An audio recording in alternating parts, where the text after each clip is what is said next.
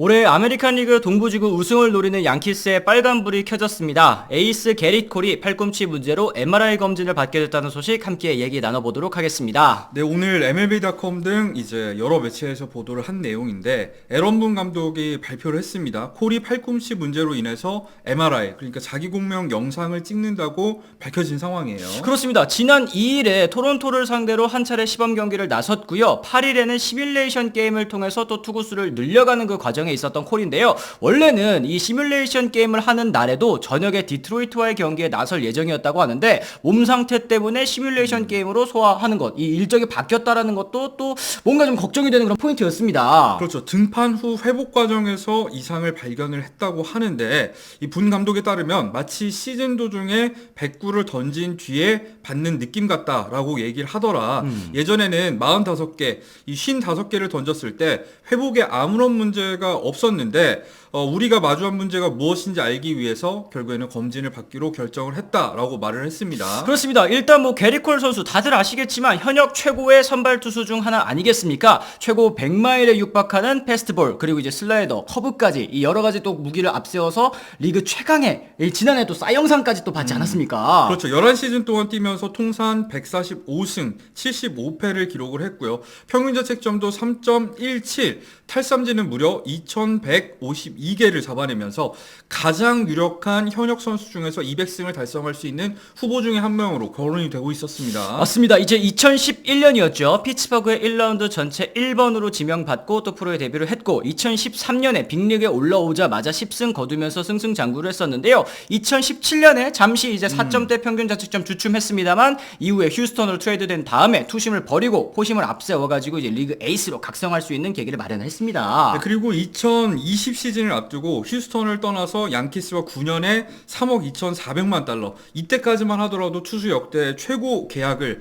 맺으면서 콜이 양키스로 이적을 했었죠. 그렇습니다. 이 콜의 가장 큰 장점이라고 한다면 역시 또 내구성 꼽을 수 있을 것 같은데요. 이제 앞선 양키스에서 4시즌 동안 경미한 왼쪽 햄스트링 부상이 또 전부였습니다. 이 빠른 공을 던지는 투수였음에도 불구하고 여태 토미존 수술, 뭐 어깨 수술, 이 투수에게 심각한 부상을 한 번도 또 입지 않았다라는 거 아주 큰 메리트였거든요. 그렇죠. 그리고 최근 2시즌 동안 연속해서 200이닝 돌파. 사실 최근에 200이닝을 돌파하는 선수가 굉장히 드물다는 걸 생각했을 때는 이닝 이팅 능력까지도 보여줬고요. 특히 지난해에는 15승 4패, 평균 자책점은 2.63밖에 되지 않았고 222개의 탈삼진을 잡아내면서 생애 첫 싸이 영상까지 수상을 했었습니다. 그렇습니다. 이제 확실한 에이스인 콜이 이탈하게 된다면 이 양키스 입장에서도 정말 큰 악재일 것 같은데요. 이 양키스의 선발진 뎁스에도 좀 문제가 있기 때문입니다. 지금 양키스의 선발진에 이 불안 요소가 굉장히 많거든요. 카를로스 로돈 같은 경우에는 지난해 시즌 중반에 복귀해서 64.1이닝밖에 소화하지 못했는데 평균 자책점 역시도 6점대 후반에 그치는 최악의 부진을 겪었거든요. 스프링 캠프에 합류해서도 살도 쪽 빠지고 구속까지도 초반에 많이 나와줬었는데 현재 부진에 빠지면서 여전한 모습을 보여주고 있는 상황입니다. 그렇습니다. 또 이제 오프 시즌 동안 영입했던 마커스 스트로만 사실 지난해 이 내셔널리그 평균 자책점 1위에 잠깐 올랐을 정도로 이 컨디션이 굉장히 또 좋았다가 허리 통증을 호소한 다음에는 후반기 24이닝 동안 평균 자책점 8.63이었습니다. 막판에는 너무 부진이 심각했기 때문에 선발진에서 이탈했고 불펜으로 시즌을 마감하기도 했었거든요. 그렇죠. 그리고 좌완 투수인 네스터 코르테스도 한번 짚어보자면 2022년에 정말 깜짝 활약을 펼쳤습니다만 지난해에는 햄스트링 부상 그리고 어깨에도 통증을 느끼면서 63.1이닝 동안 평균 자책점이 4.97밖에 되지 않았습니다. 그러면 이제 지금 남은 선발 투수죠. 클라크 슈미트를 제외하면 지난해 이제 남은 선발 투수들 이 크고 작은 부상을 입었었고 여기에 이제 이 도밍고 헤르만이라든지 아니면 뭐 세베리노, 몬타스 이런 선수들과도 이제 FA가 되면서 결별을 했단 말이죠. 그렇죠. 더 심각한 거는 후안 소토를 트레이드로 영입하는 과정에서 지난해 후반기에 선발 투수로 전향해서 뛰어난 활약을 펼쳤었던 마이클 킹 그리고 랜디 바스케스에다가 자니 브리토까지 모두 지난해 데뷔를 했었던 메이저리그 선발 투수들 아니겠습니까? 이 선수들도 모두 모두 샌디에고로 현재는 보낸 상황입니다. 자, 그러다 보니까 지금 FA 선발 투수죠. 이 블레이크 스넬과 다시 한번 또 양키스가 연결되고는 있는데 지난 12월이었습니다. 스넬 측의 양키스가 5년에 1억 5천만 달러를 제시했습니다만 스넬 그때 당시 이제 보라스 측에서 거절을 한 바가 또 있었죠. 그렇죠. 이후에 양키스 같은 경우에는 스트로먼으로 재빨리 선회해서 2년에 3,700만 달러 보장 계약을 안겨주면서 일단 선발진 보강을 일단락하려고 했었는데 사실 양키스가 지금 현재 4차 사치세 기준선인 2억 9,700만 달러를 넘긴 상황 아니겠습니까? 이런 상황에서 이 앞으로 맺는 계약에 있어서는 사치세가 무려 110%가 붙게 되는 상황입니다. 그렇습니다. 만약에 연간 3천만 달러의 계약을 체결하게 된다면 이 추가금으로 3,300만 달러를 더 내야 된다라는 건데 그럼 이제 만약에 스넬 선수와 연평균 3천만 달러의 계약을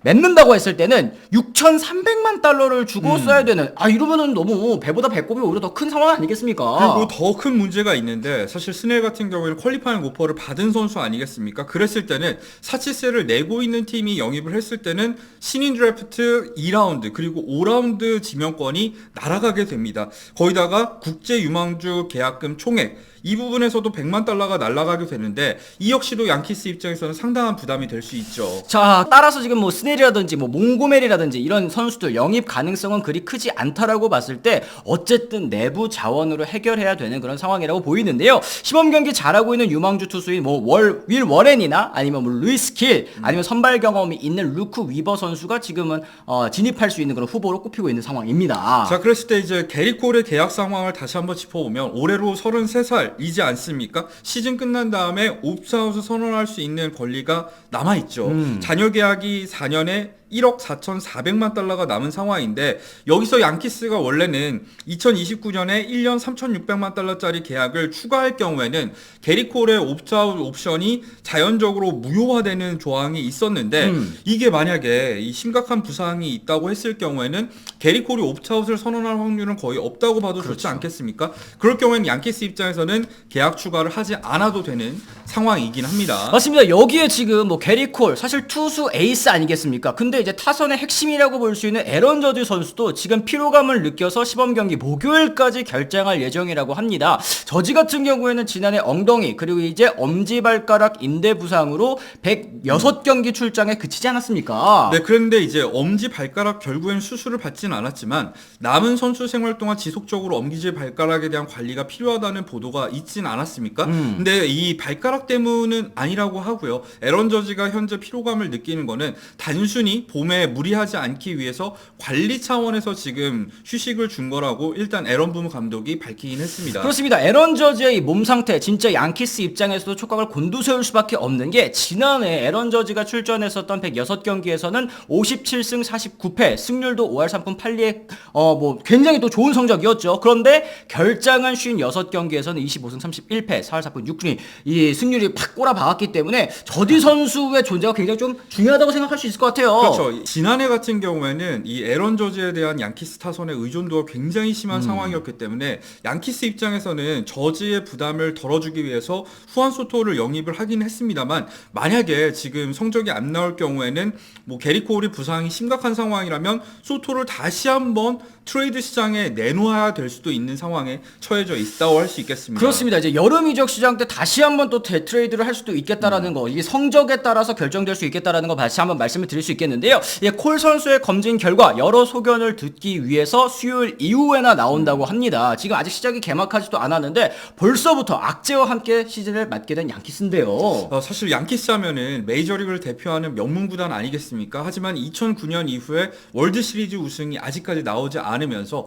팬들의 불만이 굉장히 강해졌고 그래서 올 시즌 앞두고 정말 많은 투자를 했었는데 이 출발이 워낙에 불안하다 보니까 걱정이 되는 것도 사실입니다. 그렇습니다. 어쨌든 부상 문제만 없으면 아메리칸 리그 동부지구 재패 다시 한번 가능할 것 같다라고 이제 말씀을 드렸었는데 지금 시작부터 이렇게 콜이 부상을 당한다면 진짜 계획에도 큰 차질이 생길 거라는 생각이 좀 듭니다. 여러분들께서 또 어떻게 생각하시는지 댓글을 통해서 달아주시면 좋을 것 같고요. 오늘 저희 영상 또 유익하다고 느끼셨다면 구독과 좋아요, 알림 설정까지 꼭꼭 부탁을 드리도록 하겠습니다. 저희는 또 다른 소식과 함께 돌아가겠다는 말씀 전해드리면서 오늘 이만 물러가 보도록 하겠습니다. 지금까지 시청해주신 분들 모두 감사합니다. 고맙습니다. I'm ready to go. I'm ready to go.